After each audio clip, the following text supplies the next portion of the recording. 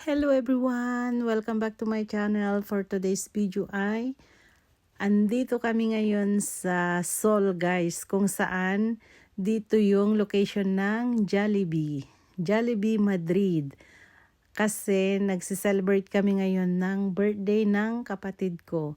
Alam nyo ba, nagyaya siya guys na ititreat daw niya kami ng dinner sa Jollibee kasi nag-promise siya noon bago ang birthday niya, last year pa yon, na magdi-dinner kami sa Jollibee. Kasi nag-crave din daw siya. Tinanong niya kami kung gusto namin ng Jollibee, kaya sabi ko oo. Tapos ayan, nag-order siya ng spaghetti. At alam nyo ba guys, ang sarap ng spaghetti nila ngayon. Kuhang-kuha nila yung lasa ng sa Pinas. Kasi yung dating lasa ng spaghetti dito, parang okay lang naman pero parang may kulang. Pero ngayon, kuhang-kuha na nila yung lasa. Gayang-gaya na sa Pinas. At ayan na yung pinapakita ko. Isang bucket ang in-order namin guys, yung 8 pieces. Kasi 3 lang naman kami, kaya 8 pieces lang ang in-order namin. Sabi ng kapatid ko, yung 12 pieces daw. Hindi naman na namin mauubos yun kasi may fries pa. May rice.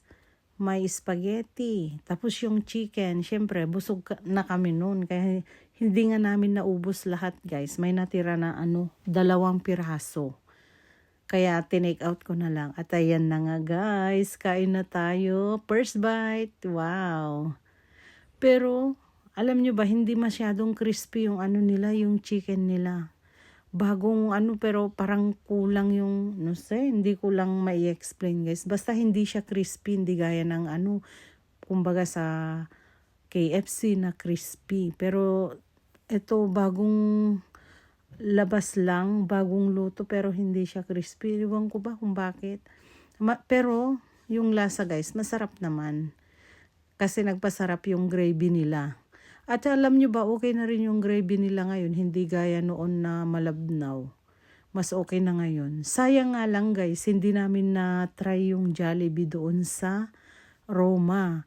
Kasi nung time na nagpunta kami, sarado kasi day off daw ng ng mga trabahadores. Kaya sayang, napag-compare ko sana kung ang mas malasa.